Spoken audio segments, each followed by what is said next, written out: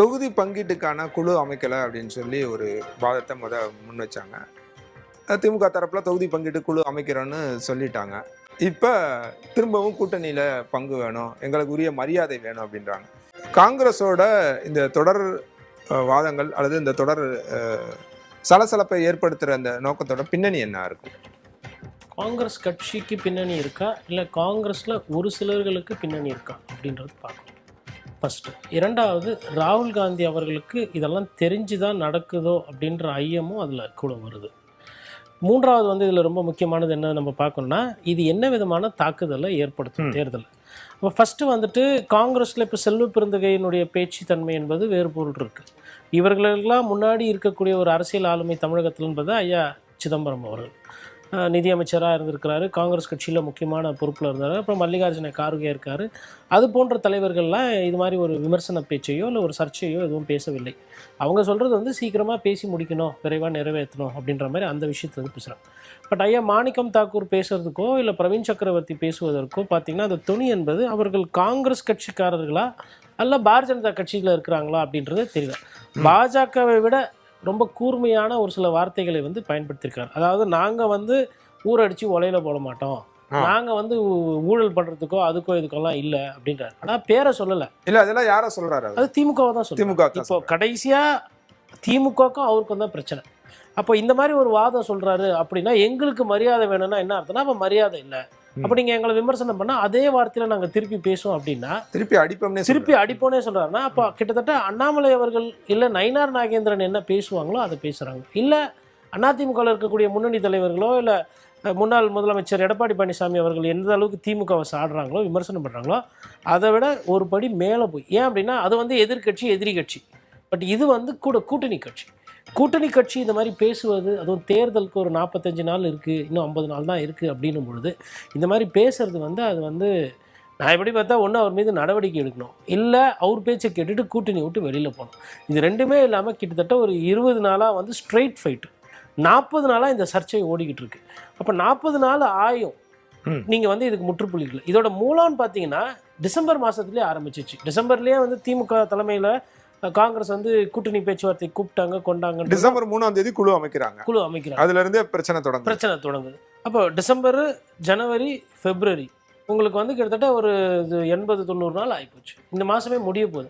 ஒரு 3 மாதமா ஒரு பிரச்சனையை நீங்கள் தேர்தல் நேரத்தில் அதை சரி செய்யாமல் அதுதான் கேள்வியாகவும் சந்தேகத்தை எழுப்புறதும் அந்த இடம் தான். இப்போ காங்கிரஸ் விரும்பியே இதை அனுமதிக்குதா? காங்கிரஸ் தலைமை இதை விரும்பி தான் அனுமதிக்குது.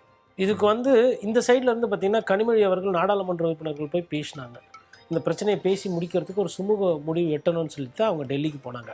ஆனால் போய் பேசினாங்க, போதிய அளவுக்கு தீர்வு கிடைக்கலன்றது தான் அரசியல் செய்தி முதல்ல. இரண்டாவது, இந்த பிரச்சனைக்கு முற்றுப்புள்ளி வைக்கிற விதமாக ஒரு முன்னணி ஊடகத்தினுடைய ஒரு நிகழ்ச்சியில் முதலமைச்சரே ஒரு கருத்தை சொல்கிறாரு. என்ன கருத்து சொல்கிறாருன்னா, தமிழகத்துக்கு கூட்டணி ஆட்சின்றது ஒத்து வராது, அது நடைமுறையில் சாத்தியம் இல்லைன்னு ஒரு முற்றுப்புள்ளி வைக்கிறார். முற்றுப்புள்ளி வச்ச உடனே அந்த முற்றுப்புள்ளியில் அப்படியே கொஞ்சம் கமாவை போட்டு கண்டினியூ பண்ணி உடனே அதுக்கு ரியாக்ட் பண்ணணும்னு அவசியம் கிடையாது. உடனே ரியாக்ட் பண்ணுறாருன்னா இப்போது இது மாதிரி கடந்த காலத்தில் ஒரு சில சர்ச்சைகள் அதிமுகவுக்கு பாரதிய ஜனதா கட்சியால் வந்தபொழுது கடும் எதிர்வினையாகி கடைசியில் அது கூட்டணியை முறிவை நோக்கி பார்த்தது யதார்த்தமாக நம்ம பார்த்தோம். பாராளுமன்ற தேர்தலில் அண்ணாமலை அவர்கள் இந்த மாதிரி பேசுகிறாரு, அதை நாங்கள் ஏற்றுக்க மாட்டோம், அண்ணாமலை அவர்கள் எங்கள் கட்சியை பற்றி எங்கள் பொதுச் செயலாளரை பற்றி விமர்சனம் பண்ணுறாரு, அதை நாங்கள் ஏற்றுக்க மாட்டோம் அப்படின்ற மாதிரி போய் கூட்டணி முறிவாச்சு. ஆனால் இங்கே கூட்டணி முறிவு ஆகுன்ற அந்த இடத்துக்கு நான் போகலை. பட் ஆனால் இது கூட்டணியை பலவீனப்படுத்துது அப்படின்ற மாதிரி தான் நான் நினைக்கிறேன். மூன்றாவது, இது எந்த விதமான தாக்குதலை ஏற்படுத்தினா, ஆல்ரெடி எதிர்கட்சி குழுவில் இருக்கக்கூடியவர்கள் அதிமுக குறிப்பாக பாருங்கள், காங்கிரஸ் கட்சினையும் கூட்டணியும் திமுக கூட்டணியும் கலகலத்து போச்சு, அங்கே ஒற்றுமை இல்லை, அங்கே கோஷ்டி பூசல் ஆட்சி அதிகாரத்துக்கு சண்டை போட்டுக்கிட்டு இருக்காங்க, யார் பங்கு பிரிக்கிறது பிரச்சனை அப்படின்ற மாதிரிலாம் அதிமுகவில் எதிர்வினையாட்டுங்க. அதேமாதிரி திமுகவுடைய செய்தி தொடர்பாளர் அஃபீஸுல்லா அவர் ஒரு ட்வீட் போடுறாரு முந்தானத்து. அதாவது மாணிக்கம் தாக்கூர் போட்டவுடனே ஒரு ட்வீட் போடுறாரு. என்னன்னா, மரியாதை ஓகே, எந்த மரியாதை? காதலுக்கு மரியாதையா, முதல் மரியாதையா, இல்லை ஊர் மரியாதையா, இல்லை வழக்க வட்டார மரியாதை, எந்த மரியாதைன்னு போட்டோன்னே கீழே இருக்கக்கூடிய திமுக நிர்வாகிகள் இளம் தலைமைகள் எல்லாம் கிண்டல் பண்ணி எள்ளி நகையாடுறாங்க. இது விஜய் படம், அது ஐயா சிவாஜி படம் அப்படின்ற மாதிரி ஒரு கிண்டல் கீழ்வெட்டுக்கு அளவுக்கு அது போகுது. அப்போ இதெல்லாம் ஒரு கூட்டணி அப்படின்னு வரும்போது இது நடைமுறை கிடையாது. ஏன்னா திமுகவை பொறுத்தவரையிலும் இந்த மாதிரி பேசும்போது திமுக இருக்கக்கூடியவர்கள் எந்த அளவுக்கு அதை சகிப்பாங்க? கூட்டணி தர்மம் அப்படின்றது மேலே இருக்கக்கூடியவங்களுக்கு ஒரு நாகரிகம் இருக்கும், ஒரு அதை கையாளுறதுக்கு ஒரு பக்குவம் இருக்கும். பட் தொண்டர்களுக்கு வந்து இது நல்ல செய்தி கிடையாது. 5000 ரூபாய் பணம் போட்டு அதனால வந்து ஒரு பொருளாதார ரீதியாக ஒரு பலன் கிடைக்கும் மக்களுக்கு. அந்த பலன் தேர்தலில் நமக்கு உதவி வரும்னு நினைக்கும் போது இது மாதிரி நிறைய தேர்தலில் போட்டு தோற்று போயிருக்காங்கன்னு சொல்லிட்டு ஒரு பதிவு போடுறீங்க. விளக்கத்தோட எடுத்துக்காட்டோட போடுறீங்க. அதிமுக கூட அப்படி ஒரு ட்வீட்டு போடலை. அதிமுக ரியாக்ட் பண்ணுறதுக்கு முன்னாடியோ பாரதிய ஜனதா கட்சி இதை விமர்சனம் பண்ணுறதுக்கு முன்னாடியே காங்கிரஸ் கட்சி இதை விமர்சனம் பண்ணுது. அதாவது திமுகவில் இருக்கக்கூடிய அந்த கூட்டணியில், இந்திய கூட்டணியில் 2வது பெரிய கட்சி காங்கிரஸ்.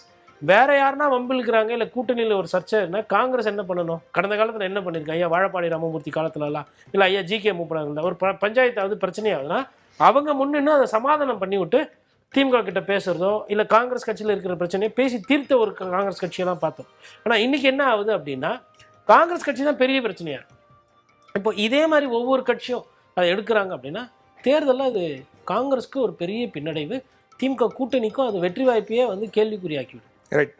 அருண் குணசேகர் நம்மோடு இணைந்திருக்கார், அவற்றையும் பேசிடலாம். இப்போ முதலமைச்சர் கூட்டணி ஆட்சி தமிழகத்திற்கு ஒத்து வராது அப்படின்னு சொல்லி ரொம்ப தெளிவாக ஒரு விளக்கம் கொடுத்துட்டார். கொடுத்த பிறகும் கூட அவர் சொன்ன மாதிரி இமீடியட்டாக மாணிக் தாகூர் ரியாக்ட் பண்ணுறாரு. இவங்களோட தொடர்ச்சியான இந்த ரியாக்ஷனை எப்படி புரிஞ்சுக்கிறது? தமிழகத்தில் கூட்டணி ஆட்சி ஒத்து வராது, எந்த விதத்திலையும் அது வந்து ஏற்புடையதாக இருக்காது என்பதை தமிழக முதலமைச்சரும் திமுக தலைவருமான மு.க. ஸ்டாலின் மிகவும் தெளிவாகவே தெரிவித்திருக்கிறார். இதற்கு எதிர்வினை ஆற்றும் வகையில்தான் காங்கிரஸ்ல ஒரு சில நிர்வாகிகள் பேசி வருவதாக தெரிகிறது. நமக்கு கிடைத்த தகவலின்படி இதற்கு முன்பாக காங்கிரஸ் கட்சியின் தலைவர் ராகுல் காந்தியை திமுகவின் நாடாளுமன்ற குழு தலைவர் கனிமொழி சந்திக்கும் போது இந்த திமுகவின் நிலைப்பாட்டை மிகவும் தெளிவாக தெரிவித்திருப்பதாகத்தான் நமக்கு தகவல் கிடைத்திருந்தது. அதனை காங்கிரஸ் தலைமையும் ஏற்றுக்கொண்டிருந்ததாக தான் அப்போது தகவல் வெளியாகி இருந்தது. அதனை தொடர்ந்தும் அதுக்கு பிறகு காங்கிரஸ் கட்சி நிர்வாகிகளை கர்கேவும் அதே போல ராகுல் காந்தி இருவரும் சந்தித்த போதும் கூட்டணி தொடர்பான எந்த ஒரு கருத்துக்களையும் பொதுவெளியில் வெளியிடக்கூடாது என்பதை காங்கிரஸ் கட்சி நிர்வாகிகளுக்கு காங்கிரஸ் தலைமை மிகவும் தெளிவாக தெரிவித்திருந்தது. அதனை தொடர்ந்தும் ஒரு சில நிர்வாகிகள் கூட்டணி தொடர்பான ஒரு சில கருத்துக்களை வெளியிடும் போது இது காங்கிரஸ் கட்சியின் தலைமைக்கு உட்பட்டு இந்த தகவலை வெளியிடுகிறார்களா இல்லை என்ற கேள்விதான் எழுந்திருந்தது. அதுக்கு இன்றைய தினம் தமிழ்நாடு காங்கிரஸ் கமிட்டியின் தலைவர் செல்வ பிறந்தை பதிலளிக்கும் போது காங்கிரஸ் கட்சியின் தலைமையிலிடமிருந்து எந்த ஒரு இது போன்ற எந்த ஒரு சிக்னலும் வரல, எந்த ஒரு கருத்தும் இல்லாமல் இந்த தலைவர்கள் நிர்வாகிகள் தங்களுடைய கருத்துக்களை தெரிவித்து வருகிறார்கள். அவர்கள் இது தொடர்பாக அடுத்த கட்ட நடவடிக்கை தொடர்பாகத்தான் நான் காங்கிரஸ் கட்சியின் தேசிய தலைவர் கர்கேவை சந்தித்து ஆலோசனை நடத்த சென்றிருப்பதாகத்தான் அவர் தெரிவித்திருக்கிறார். எனவே இந்த சந்திப்பின் போது தற்போது நடைபெற்று வரும் கர்கே மற்றும் செல்வ பிறந்தகை இந்த இருவருக்குமான சந்திப்பின் முடிவில் தான் அடுத்த கட்ட நகர்வு இந்த கூட்டணி எவ்வாறு தொடரும் என்று நமக்கு தெரியும். ஆனால் நமக்கு கிடைத்துள்ள தகவலை பொறுத்தவரை திமுக இந்த விவகாரத்தில் மிகவும் தெளிவாக இருக்கிறார்கள். தற்போது ஒரு சுமூகமாக நடைபெற்று வந்த இந்த கூட்டணியில் இவ்வளவு பெரிய சலசலப்பு ஏற்பட்டதற்கான காரணம் காங்கிரஸில் உள்ள ஒரு சில நிர்வாகிகள் இது போன்ற ஒரு எதிர்மறையான கருத்துக்களை தெரிவித்ததுதான். எனவே அவர்கள் மீது நீங்கள் நடவடிக்கை எடுக்க வேண்டும் என்பதைத்தான் திமுக தலைமை காங்கிரஸ் தலைமையிடம் தெரிவித்திருப்பதாக தெரிகிறது. எனவே தற்போது கர்கே மற்றும் செல்வ பிறந்தகை இருவருக்குமான இடையிலான இந்த சந்திப்பின் முடிவில் தான் அடுத்த கட்ட நகர்வுகள், இந்த கூட்டணி நடக்குமா, இந்த கூட்டணி சுமூகமாக தொடருமா அல்லது இந்த கூட்டணி எதை நோக்கி செல்கிறது என்பது தொடர்பான பதில் அந்த சந்திப்பின் இறுதியில் தான் தெளிவரும்.